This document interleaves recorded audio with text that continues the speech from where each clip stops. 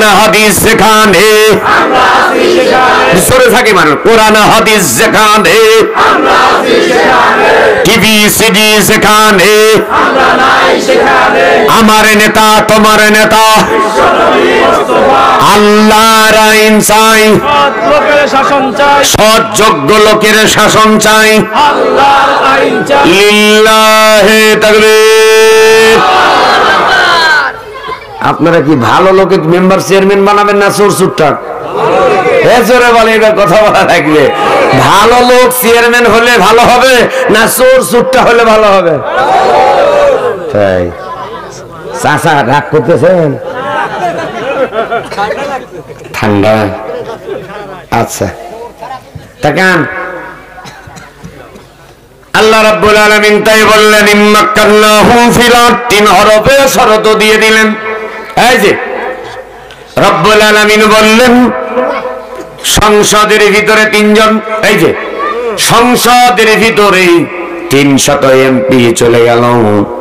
মাননীয় স্পিকার মনে করেন মৌলানা রফিকুল ইসলাম খান সাহেব হয়ে গেল স্পিকার, অথবা নুরুল ইসলাম বুলবুল ভাই, অথবা ডক্টর শফিকুল ইসলাম মাসুদ ভাই মনে করেন স্পিকারের গতিতে বসে গেল।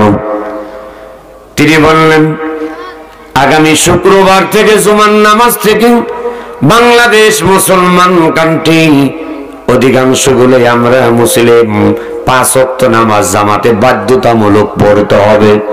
এই বিলের পক্ষে যারা এমপি সাহেব হাত তুলে হা বলেন তারা 151 জন বললেন হা হা হা। 3 বার যখন বললেন স্পিকার এইবার বললেন আপনারা থামুন। দ্বিতীয়বার বললেন এই বিলের বিপক্ষে যারা না বলুন তারা 149 জন না বলল স্পিকার সঙ্গে সঙ্গে বলবেন সংখ্যাগরিষ্ঠ 2 জন বেশি হওয়ার কারণে, সংখ্যাগরিষ্ঠ বেশি হওয়ার কারণে নামাজের পক্ষে বিল পাস হয়ে গেল। হা জয় যুক্ত, হা জয় যুক্ত, হা জয় যুক্ত। নামাজের বিল সংসদে পাস হোক, আগামীতে বিএনপি হোক, জামাত হোক, তারপরে আপনার ইসলামী শাসনতন্ত্র যাক অথবা হেফাজত ইসলাম যাক, যেই সংসদে যাবে তারা যদি কোরআনের বিল নামাজের বিল পাস করে আপনাদের কি সমস্যা আছে?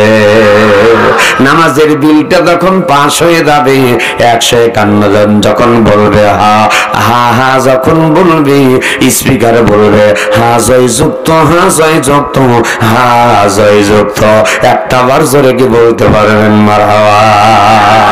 তাহলে এবার তাকান, যে নামাজ পড়বে ওই ব্যক্তি যদি সংসদে যায় নামাজের বিল পাস করবে কি করবে না? আর একটু জোরে বলেন, করবে কি করবে না? আর যে বেটা নামাজ পড়বে না ও বেটা কি সংসদে কি নামাজের বিল পাস করতে পারে? নিজেই তো নামাজ পড়ে না। রব্বুল আলামিন তাই বললেন বান্দা বান্দেরা সংসদে যে আমার দিক আপনারা একটা পোস্টারও করেন নাই রে ভাই, সেই কিপটা না 2-1টা ওই কম্পিউটার থেকে তো সামান লাগতো। হ্যাঁ আচ্ছা আচ্ছা কথা বলে না। মনে করেন এই যে নামাজের বিল পাস হয়ে গেল, স্পিকার এখানে সিগনেচার দিয়ে দিলেন হ্যাঁ জয়যুক্ত। আগামী শুক্রবার, আগামী 14 তারিখ রোজ শুক্রবার, শবে বরাতের দিন, লাইলাতুল নিসফি মিন শাবান, যেরকম মারহাবা। আরে মনে করেন এই শুক্রবার থেকে নামাজের বিল পাস সিগনেচার হয়ে গেলে ভাই ধরেন এইটা মনে করেন প্রধানমন্ত্রী, মারহাবা করেন না? আচ্ছা হুজুর যদি প্রধানমন্ত্রী, আপনাদের সমস্যা আছে? এ হুজুর না আর এক হুজুর হোক নাকি? এই যে হুজুর নিয়ে এলেন প্রধানমন্ত্রী, এইবার মন্ত্রী যেইগুলো আছে মন্ত্রীদের হাতে চলে গেল নামাজের বিল। এমপি যারা আছেন বিরোধী এবং পক্ষে সকল সংসদ সদস্যদের হাতের ভিতরে নামাজের বিল যখন চলে গেল, প্রতি জেলায় জেলায় উপজেলা চেয়ারম্যানের কাছে যাবে, পৌর মেয়রের কাছে যাবে, ইউনিয়ন চেয়ারম্যান, ওয়ার্ড মেম্বার, আমার দিক তাকান, থানা সভাপতি, থানা সেক্রেটারি, জেলা সভাপতি, জেলা সেক্রেটারি, তারপরে পরিষদের চেয়ারম্যান যারা আছে সকল ব্যক্তিদের কাছে নামাজের বিল চলে গেল। ডিসিএসপি, ওসিএস, আইএনএসআই, কনস্টেবল সহকারে সবার হাতে কিসের বিল?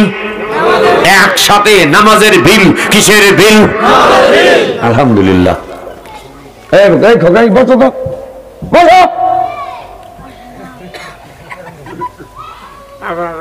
এত ডিস্টার্ব দিও না তো। আসেন ইনশাআল্লাহ, লিল্লাহে তাকবীর। যে জায়গা করছে আসার পরে এখন যারা বসে আছেন, আমি এসে অর্ধেক লোক ছিল না, ঠিক?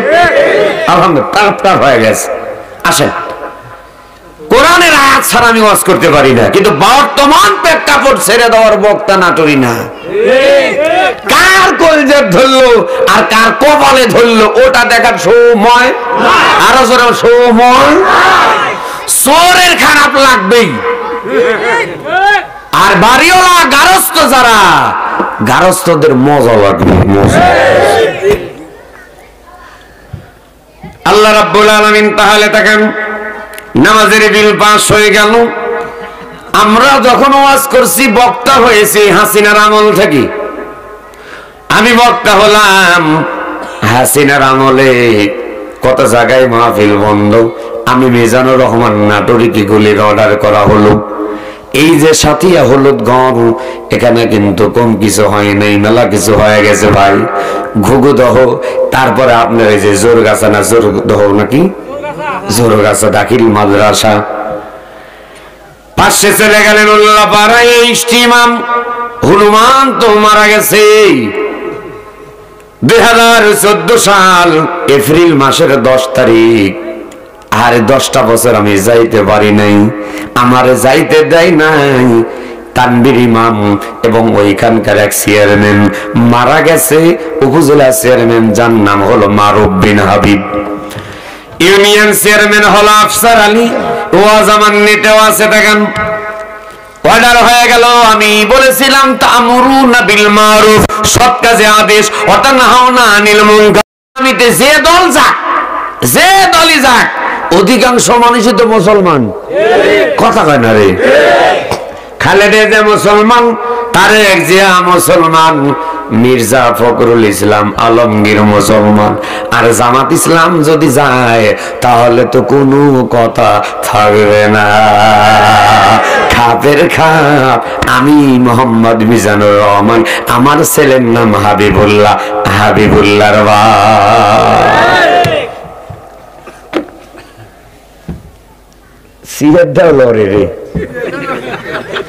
সম্মানিত হাজিরিন, তাহলে 1 নাম্বার কিসের বিল?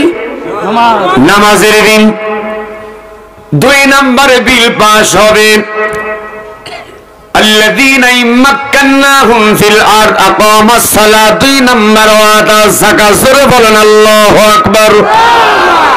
এইবার বলেন, পাবনা জেলায় এই সুজানগর থানায় মানুষের যাকাত ফরজ আছে না নাই?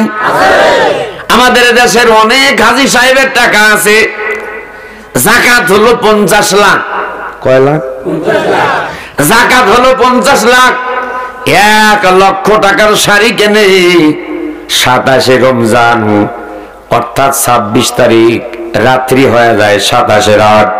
27 রোজার দিন সকাল 10টার সময় মাইকিং হয়, সুখবর সুখবর, যাকাতের কাপড় নেওয়ার ভাই বোনদের জন্য সুখবর। খয়রান বাজার অমুক হাজী সাহেব যাকাতের কাপড় বিতরণ করবেন। যারা যাকাতের কাপড় নিতে ইচ্ছুক, আগামী শুক্রবার 27 রমজান সকাল 10টায় হাজী সাহেবের বাড়িতে হাজির হবেন। হ্যাঁ ভাই, ভুলে যাবেন না, যাকাতের কাপড় নিতে যারা ইচ্ছুক চলে আসুন। যাকাতের মাল টাকা, যাকাত ফরজ হচ্ছে 50 লাখ টাকা। কয় লাখ? ওয়াজ বুঝতে কষ্ট হচ্ছে। 50 লক্ষ টাকা যাকাত ফরজ। কাপড় কিনছে 1 লক্ষ। কয় টাকা? 1 লাখ টাকার কাপড় কিনে যাকাত দিল, আর 49 লাখ নিজে নিজে খেয়ে নিল। এই যাকাতের কাপড় কই পাইছেন আপনি? যাকাতের টাকার কাপড় কিনে দিতে পাইছেন কোথায়? নাম ফুটানো। গত 2 বছর আগে ময়মনসিংহে হাজী সাহেব এক শিল্পপতি যাকাতের কাপড় বিতরণ করেছে, আর এই যাকাতের কাপড় নিতে এসে 2 জন ব্যক্তি পথচারী মারা গেছে। তাহলে যাকাতের কাপড় নিতে এসে যে মারা গেল, ওর হিসাব দেওয়া লাগবে না? হিসাব দিতে হলে বাটাম ফাটা দিতে কথা কন না। নিয়ম হলো আপনার যে টাকা, কি কোনো সমস্যা? সমস্যা কান কথা বলতে গেলে কিন্তু সন্দেহ, ইন্না জন্না শায়াতিন, সন্দেহ রোগ শয়তানি রোগ। ওয়াজ চলাকালীন ডাইনে বামে কোনো নজর দেওয়া চলবে না। ফাস্তামিউ লাহু ওয়া আনসিতু লাআল্লাকুম তুরহামুন। 1 নাম্বার শর্ত হলো চুপ থাকা, 2 নাম্বার শর্ত হলো মনোযোগ দিয়ে শোনা। কি হবে? এই 2টা শর্ত পালন করলে আল্লাহ বললেন লাআল্লাকুম তুরহামুন, আমি আল্লাহ তোমাদের উপরে আমার খাস রহমত নাজিল করব। একটু জোরে কোন। তাহলে যাকাতের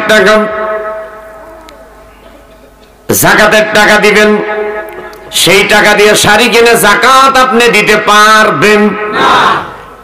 আমরা মনে করি যাকাত যারে দেই তাদের কি মনে হয় আমরা করুণা করতেছি, দয়া করি কি আমাদের, তাই না? যাকাতের হাজী সাহেব আসসালামু আলাইকুম। ওয়ালাইকুম। শুনলাম আপনি নাকি যাকাতের কাপড় দিচ্ছেন, তে আমি কি 1 হাত খান পাবো না? কি এরকম বলে না? আসলে কি হাজী সাহেবের কাছে যাকাতের টাকা চাওয়া যাবে? চাওয়া লাগবে না। তো ইসলাম যখন কায়েম হবে, ইসলামের কর্মচারী থাকবে। ইন্নামাস সাদাকাতু লিল ফুকারাই ওয়াল মাসাকিনি ওয়াল আমিলিনা আলাইহা ওয়াল মুআল্লাফাতি কুলুবুহুম ওয়া ফির রিকাব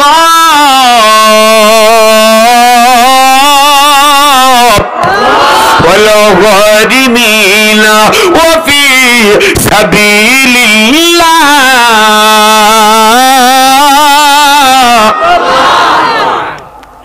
8 শ্রেণীর ব্যক্তি। কয় শ্রেণী? 8 শ্রেণীর ব্যক্তি। যাকাত আপনাকে বয়া দিয়ে আসা লাগবে, আপনার ঠেকা। যে যাকাত খাবে তার ঠেকা না, যার টাকা দিতে হবে তার ঠেকা। আপনি জোরে কর না। আমিরুল মুমিনিন খলিফাতুল মুসলিমিন হযরত ওমরের জামানায় একজন ব্যক্তি যাকাতের টাকা নিয়ে একটা টোপলা নিয়ে 1 সপ্তাহ ধরে ঘুরে বেড়ায়। না না, কোথাও তো যাকাতের টাকা নেওয়ার কেউ নাই। টাকার বস্তাটা আমার দিকে তাকান, টাকার বস্তাটা মাথার নিচে দিয়ে একেবারে মরুভূমির ভিতরে শুয়ে আছেন। নিজের জীবনের মরণের ভয় নাই, সন্ত্রাসের ভয় নাই, ডাকাতের ভয় নাই। জোরে কি বলতে পারবেন মারহাবা? তার কারণটা কি সেটা আমি বলবো একটু পরে। আমার এদিকে লক্ষ্য করুন দাদু ভাই। এইবার ব্যক্তি যখন শুয়ে আছে, আর একজন ব্যক্তি 15 দিন ধরে টোপলা নিয়ে ঘুরতেছে। এই ব্যক্তি পথচারী ব্যক্তি লক্ষ্য করে দেখে সেরা কাপড় পরিধান করে মাথার তলে একটা ব্যাগ দিয়ে শুয়ে আছে।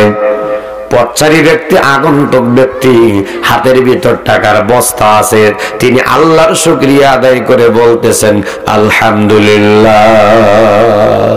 কি বললেন? আল্লাহ রাব্বুল আলামিন বললেন শাকারতুম লাযিদাল্লাকুম ওয়া লাইন কাফারতুম ইল্লা আযাবি লাশাদীদ।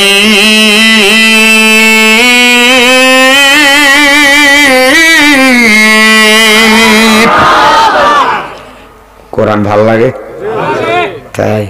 মাশাআল্লাহ। কিন্তু আপনারা তুলতে তুলতে আমার তো দেরি করে তুলছেন। 9:30 তুললে ভালো হইতো। আমি ভাই সোহেলকে বলছি, বারবার ফোন দিচ্ছিল। সোহেল আবার যেদিন থেকে পরিচয়, আমার নানার বাড়ি তো পাবনা জেলা, তা তো জানেন আপনারা। এই যে পুষ্পপাড়া আসার সময় হ্যাঁ উঠছিলাম আর কি, আমার আর এক নানা, তিনি খুব মৃত্যু সজ্জায়। কালকে একবার শুনলাম মারাই গেছে। ইন্না লিল্লাহ বলছি, পরে আবার ফোন দিলাম, বলছে না এখনো মারা যায় না, জানটা আছে। আসার সময় দেখে আসলাম খুব করুণ অবস্থা। 5 ওয়াক্তের একজন নামাজিওয়ালা ছিল, 5 ওয়াক্ত নামাজ পড়তেন, ইহতিমামের সঙ্গে জামাতে নামাজ পড়তেন। মারহাবা বলেন। তিনি চরানাঙ্গা পীর সাহেব আছে না, আব্দুল হাই সাহেব, কথা কেন রে নাকি আপনারা জানেন না? এই চরানাঙ্গা পীর সাহেব আব্দুল মাওলানা আব্দুল হাই দামাত বারকাতুহুল আলিয়া, খুব কামেল মানুষ ছিলেন। আল্লাহ তাআলা তার কবরটাও জান্নাতুল ফেরদাউস দান করুন। বাইকলার পীর সাহেব, চরানাঙ্গার পীর সাহেব, নিয়ামগঞ্জের পীর সাহেব, এগুলো তো আল্লাহর ওলি। হাদলের হাসি নবাবলি, এগুলো আসলে আসল পীর। মারহাবা কোন। সম্মানিত হাজিরিন, শৈলে বললাম 9টার দিলেও 12টা, 10টার দিলেও 12টা, 11টার দিলেও 12 পার হবি না রে। প্রতিদিন মাহফিল তো, দূর দূরান্ত প্রোগ্রাম, বোঝেন তো। আর একটা তাকবীর দেন, লিল্লাহে তাকবীর। তবে নানির বাড়ির জেলা দেখা যাক কি হয়। আর ভাবছেন তাহলে আয়াতে কারিমা তেলাওয়াত করলাম। আপনাদের ব্যাপারে কিছু কথা যখন চলে এসেছে, কথাটা না বললেই নয়। যাকাতের বিধান যখন কায়েম পালন হয়ে যাবে, কায়েম হয়ে যাবে, 1 নম্বরে নামাজ সাদাকাতুল লিল ফুকারা, 1 নাম্বার যাকাতের টাকা পাবে যে, 1 নাম্বার ভিক্ষা করে খায় যারা ফকির দ্বারা, ফকির ব্যক্তি 1 নাম্বার। 2 নাম্বার ওয়াল মাসাকিন, মিসকিন। অনেক মানুষ আছে দেখবেন, আমার দিকে তাকান, খুব কষ্টে দিন রাত পার করে, অভাবে থাকে, 3 বেলার 1 বেলা খায়, কিন্তু জনগণের কাছে হাত পাতে না। এইরকম মানুষ আমাদের সমাজে আছে না নাই? কিন্তু আমাদের বুঝে নিতে হবে, এই মিসকিন যারা, অবশ্যই তাদের কিন্তু যাকাতের টাকা দিতে পারবেন। এটা সরকারি ভাবে হয়ে যাবে। আমরা মনে করি যারা যাকাত, যাদেরকে যাকাত দেয় তাদেরকে দয়া করে করোনা করি, না না। ওমরের কথা আমি বলছিলাম, হযরত ওমরের, ওই ব্যক্তি সঙ্গে সঙ্গে তিনি চিন্তা করলেন, আলহামদুলিল্লাহ আলহামদুলিল্লাহ, আল্লাহ আজ 15 দিন হয়ে গেল যাকাতের টাকা তো আমি দিতে পারি না। একজন মিসকিন পাইছে, মনে হয় খুব অভাবে আছে, কাপড় চোপড় ছেঁড়া, কাপড় চোপড় ময়লা হয়ে আছে, মনে হয় এই ব্যক্তিকেই আমি টাকাটা দিতে পারবো। সালাম দিলেন, আসসালামু আলাইকুম ইয়া আব্দুল্লাহ, হে আল্লাহর বান্দা, তোমার উপর আল্লাহর রহমত নাজিল হোক, বর্ষণ হোক, যেরকম সুবহানাল্লাহ। ওয়া আলাইকুম আসসালাম, ভাইজান কেমন আছেন? বললেন আলহামদুলিল্লাহ, আপনি কেমন আছেন? তিনিও বললেন আলহামদুলিল্লাহ। ভাইজান একটা কথা বলতাম, আপনি তো শুয়ে আছেন, মনে হচ্ছে না কি আছেন, মুখটা শুকায় গেছে, কালো কুটকুটা হয়ে গেছে, চোখ 2টা গাড়ার ভিতরে গেছে। আপনি যদি মনে কিছু না নেন, তাহলে আমি কি একটা কথা বলতে পারি? যেই ব্যক্তি শুয়ে আছেন, ডাক দেয়া বললেন, হে আগন্তুক পথিক, কেন বলতে পারবেন না? অবশ্যই স্বাধীনতা বলার স্বাধীনতা আল্লাহ দিয়েছেন, আপনি বলতে পারেন, কোনো সমস্যা নাই। বললেন, দাদু ভাই, আল্লাহ পাক আমাকে কিছু সম্পদ দিয়েছে, আর যাকাতের টাকা আমার হয়েছে, কিন্তু এই মদিনা শহরে, এই রাজ্যের ভিতরে আজকে আমি 15 দিন ধরে ঘুরতেছি, 15 দিন ধরে ঘুরতেছি, আমি যাকাত দেওয়ার মতো কোনো মানুষকে পাচ্ছি না। আপনার চেহারা দেখে মনে হচ্ছে আপনি একটু অভাবে, আপনি যদি মনে কিছু না নেন, এই টাকাগুলো আপনি নিতে পারেন। আল্লাহর বান্দা ডাকদা বলে, ভাই রে, আপনার মতো তো আমি পাগলা হয়ে গেছি, আমি তো ঘুরেতেছি। মাথার তল থেকে তিনি সঙ্গে সঙ্গে বসলেন, এবার শোয়া থেকে বসলেন, মাথার নিচ থেকে টাকার বস্তা বের করলেন, বললেন, আপনার যত টাকা আছে মনে হয় আমার বস্তার ভেতরে তার চাইতে বেশি আছে। আপনি খুঁজতেছেন, আমিও খুঁজতেছি, আমি যাকাত দেওয়ার মতো কোন গরিব মানুষ পাচ্ছি না। একবার জোরে কি বলতে পারবেন মারহাবা? বাংলাদেশে যত চোর আছে, কি আছে জোরে কয় না, যত চোর আছে কোটি কোটি টাকা লুটপাট করে বাংলাদেশ ব্যাংকে জায়গা হয় নাই। সুইস ব্যাংকে যারা টাকা রেখেছে, বাংলাদেশে যদি আল্লাহর কোরআনের শাসন চালু হয়, কোরআনের আইন দিয়ে যদি রাষ্ট্র চলে, সকল চোরদের ব্যাংক কিন্তু বাজে হয়ে যাবে, সকল টাকা ফিরাইয়া নিয়ে আসবে। আর যত কোটি কোটি টাকা আছে, এই কোটি কোটি টাকাওয়ালাদেরকে যাকাতের কিন্তু নোটিশ দেওয়া হবে, যার যতটুকু হিসাব সরকারি খাতায় কিন্তু লেখা থাকবে। আমি মিজানুর রহমান নাটোরি, আমারও যদি 50,000 টাকা যাকাত হয়, একটা টাকাও কম হবে না, 50,000 টাকায় সরকারি খাতে জমা হবে। লক্ষ লক্ষ কোটি কোটি টাকা বাইতুল মালে যখন জমা হয়ে যাবে, যত গরিব মিসকিন আছে, প্রথম কিন্তু জেলা পর্যায়ে, থানা পর্যায়ে, ইউনিয়ন ওয়ার্ড পর্যায়ে কতগুলা গরিব আছে, সব গরিবদের মাঝে এই টাকাগুলা বিতরণ করা হবে। বাংলাদেশে আর দারিদ্র থাকবে না। দারিদ্র মুক্ত বাংলাদেশ গড়তে হলে যাকাতের বিল পাস করা ছাড়া বাংলাদেশ দারিদ্র মুক্ত করা সম্ভব হবে না। তাহলে 1 নাম্বার ওয়াজ কিসের ওয়াজ? নামাজের ওয়াজ। জোরে বলেন কিসের ওয়াজ? তাহলে 1 নাম্বার বিল পাস করতে হবে কিসের? নামাজের বিল পাস। তাহলে 100% নামাজি বানাইতে হইলে কি লাগবে? ওয়াজ দিয়া 100% নামাজি বানানো যাবে। তাহলে 100% নামাজি বানাইতে হলে কি দরকার? বিল দরকার। জোরে বলেন কি দরকার? সংসদে বিল দরকার। এই জন্য নামাজি লোককে ভোট দিয়া সংসদে পাঠানো লাগবে, না বেনামাজিকে? হ্যাঁ। তাহলে 1 নাম্বার নামাজের বিল পাস হলো। সংসদে যদি বাবা, এই যে সোনারা যুবক, আসো আসো আসো, এখন এই যে সামনে একটু আছে, একটু পরে কিন্তু তা পাবে না নি। হ্যাঁ, আমার মিতা ডক্টর মিজানুর রহমান আজহারি আজ থেকে 5 বছর আগে যখন তারায়া দিল, ওই শোনেন, খুনি হাসিনার দলের লোক, এই যে বললে আপনার কলিজায় ধরে, যখন আজহারি সাহেব তারাইলো তখন তো আপনার কলিজায় ধরে না, এখন ধরে কে? এত চুল খায় কে? মোটরসাইকেল দিব?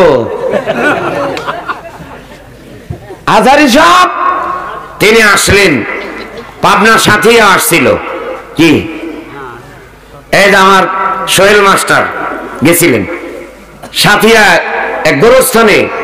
প্রধান বক্তা ডক্টর মিজানুর রহমান আজহারি ছিল, আর দ্বিতীয় বক্তা নূর মোহাম্মদ সিরাজি ভাই। দেখেন 5 বছর আগে তার জনপ্রিয়তা কি, আর 5 বছর পরে আল্লাহ কি করে দিল। জোরে কোন সুবহানাল্লাহ। বাংলাদেশে গোটা পৃথিবীর ইতিহাসে বর্তমান বিশ্বে ডক্টর মিজানুর রহমান আজহারির মতো ইসলামী স্কলার এত ফেমাস লোক আর একটাও নাই। জোরে কোন আল্লাহু আকবার। বিশ্বের যত মোরল আছে, যত মোরল আছে, সব মোরল, সারা বিশ্বের যত মোরল, সব মোরলদের এক জায়গাতে একটা সমাবেশ ডাকেন। তার 5 কিলো দূরে ডক্টর মিজানুর রহমান আজহারি, মুফতি আমির হামজা, এই 2 জনের একটা সমাবেশ ডাকেন। দেখুন 2 জন লোক থাকে নাকি? টাকা দেন, বাস ভাড়া দেন, খাওয়া দেন, মাল দেন, তাও লোক খুঁজে পাবেন না। আর আজহারি মাহফিলে কিছু দেওয়া লাগবে না, জায়গায় হবে না। এই জন্য কিছু কিছু শয়তানদের কলিজাত আগুন ধরে গেছে। আজহারি সাহেব, আল্লাহ পাক তার দীর্ঘ হায়াত দান করুন, জোরে কোন আমিন। তাকে তাড়ানো হলো। প্রথমে আসে মাহফিল করলেন, দিনের বেলা মাহফিল, লালমনিরহাট, 12 লক্ষর উপর মানুষ, জোরে কোন আল্লাহু আকবার। আচ্ছা, এখানে যে এত মানুষ গেছে বুঝলেন কেমনে? সিম কোম্পানি আছে না, কথা কন না, সিম কোম্পানি আছে না ওই লালমনিরহাট জেলায়, ওই কালীগঞ্জ ওই এলাকা যত মানুষ আছে, সিম কোম্পানি একটা ওইখানে থিম দিয়েছে, যে এইটুকু জায়গার ভিতর কত মানুষ আছে দেখি তো। সিম কোম্পানিরা ওই থিম নিয়ে লাইসেন্স করে গবেষণা করে বের করছে এখানে 12 লক্ষের উপর মানুষ আছে। চারদিখানি ব্যাপার। ও ভাই, এগুলা সব কোরআনের ভালোবাসা, জোরে কোন সুবহানাল্লাহ। তাহলে 1 নাম্বার নামাজের বিল, 2 নাম্বার যাকাতের বিল যদি পাস হয় তাহলে 1 নাম্বার নামাজের বিল পাস হলে 100% নামাজি পাবো, জোরে 100% নামাজি। আর 2 নাম্বার যাকাতের বিল যদি পাস হয়ে যায় আমাদের দেশে আর কোন দারিদ্র ফকির গরিব মিসকিন থাকবে না, আমরা সবাই স্বাবলম্বী হয়ে যাব। আল্লাহর কোরআনের আয়াত দিয়ে যদি রাষ্ট্র চালানো হয় আর দেশে কোনো ফকির ফাকরা পাওয়া যাবে না, জোরে কি বলতে পারেন সুবহানাল্লাহ। 3 নম্বরে বিল পাস হবে। দেখেন আমার এদিকে আল্লাহ রাব্বুল আলামিন বললেন, রব্বুল আলামিন কোরআনুল কারীমের ভিতরে বললেন, আস-সারিকু ওয়াস-সারিকাতু ফাকতাউ আইদিয়াহুমা জাযাআন বিমা কাসাবা নাকালাম মিনাল্লাহ।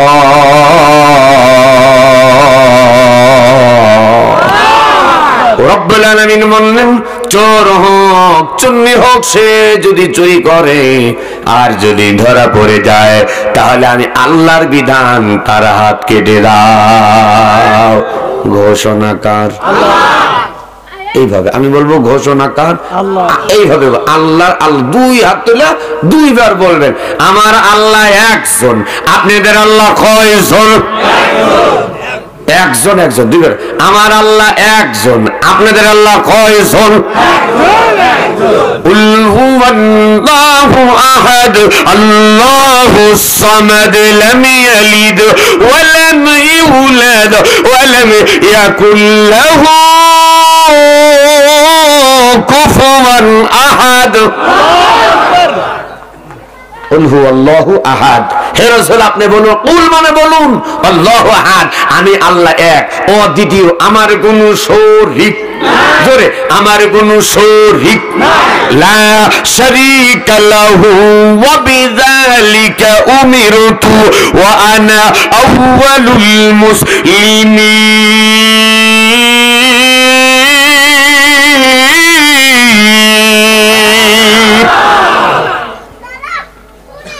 1 নাম্বার, আমার আল্লাহ রাব্বুল আলামিন গোটা বিশ্ববাসীকে জানিয়ে দিলেন, লাম ইয়ালিদ ওয়া লাম ইউলাদ, আমি আল্লাহ কাউরে জন্ম দেই নাই, আমারেও কেউ জন্ম দেয় নাই, আমারে কেউ জন্ম দেয় নাই।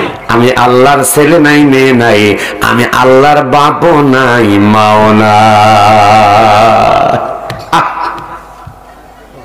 কত সুন্দর কথা।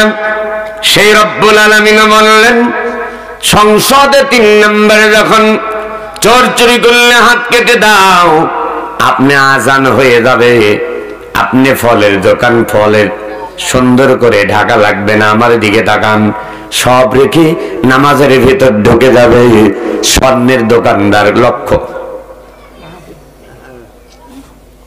কি সমস্যা?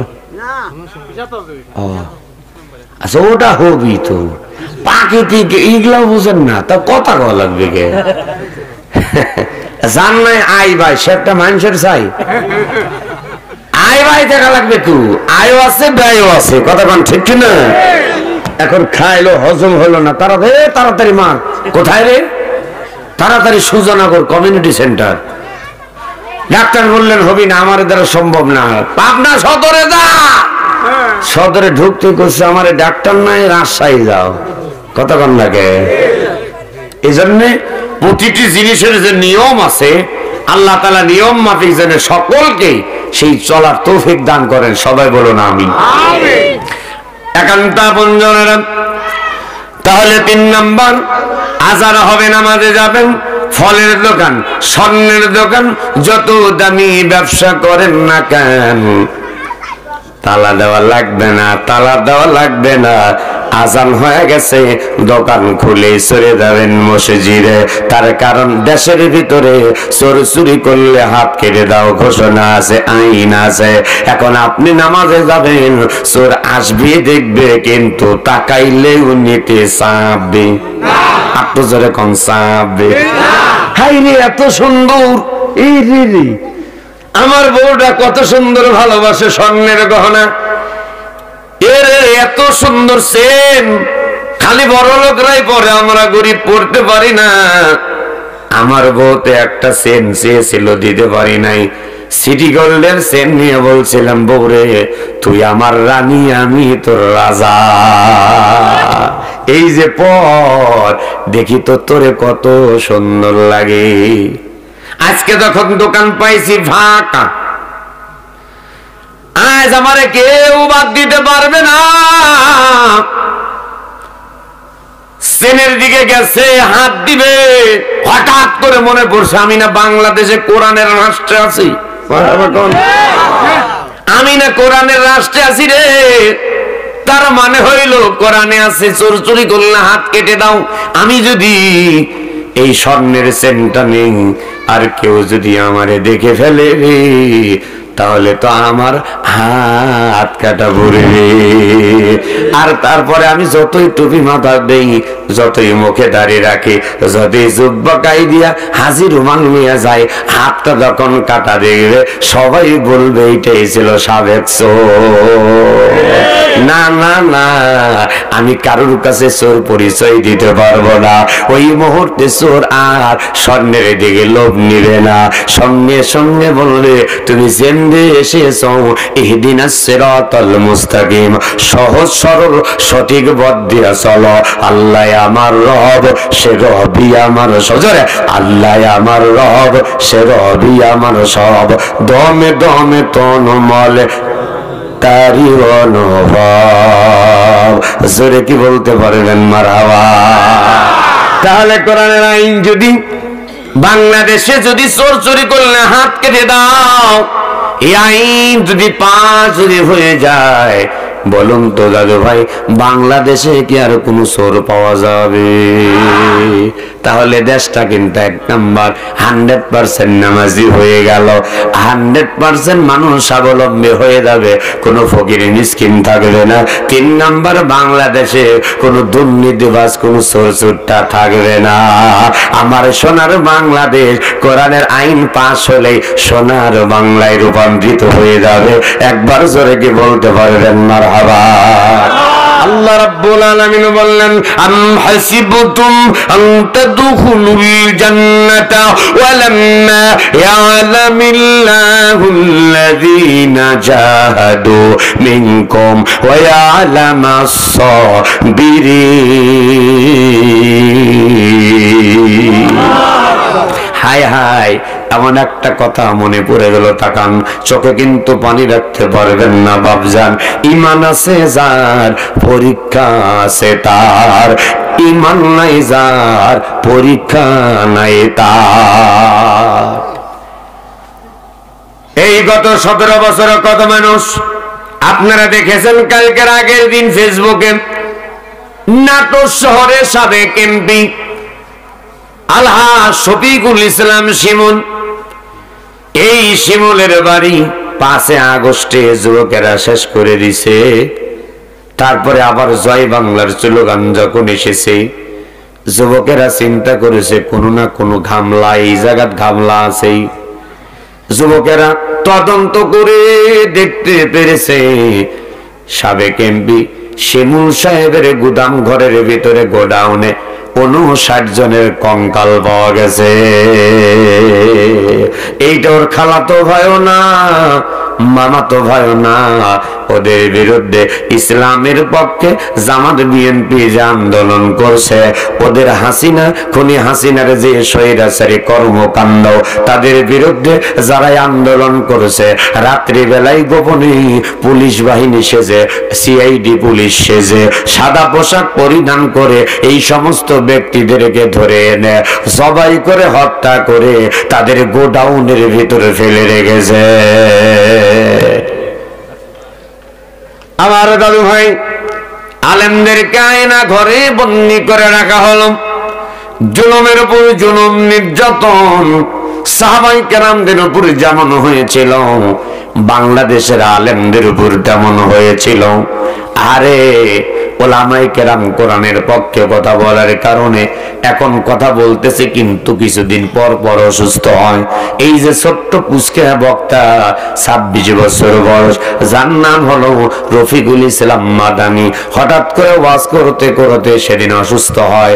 পাবনা, রাজাপুর, মুলাটুলি মাহফিল, গুরুদাসপুর মাহফিল আসতে পারে নাই, হাসপাতালের বেডে ছিল।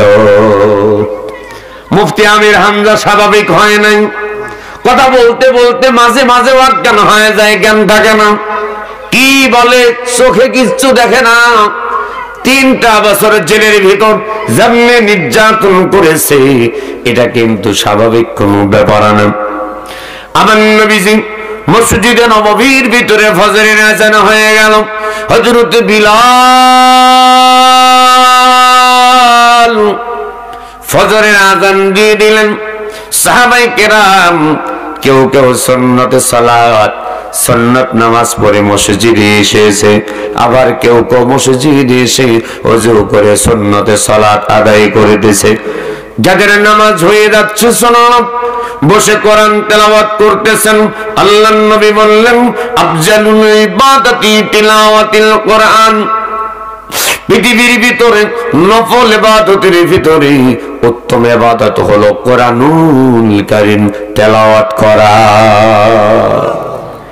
আমার নবীজি লম্বা করব না, একান্ত আপনজনেরা প্রিয় বাংলাবাসী, লম্বা নয়, 12টা বেজে গেছে। আপনাদের দিলের কান্দে শোনানোর মতো একটা আলোচনা।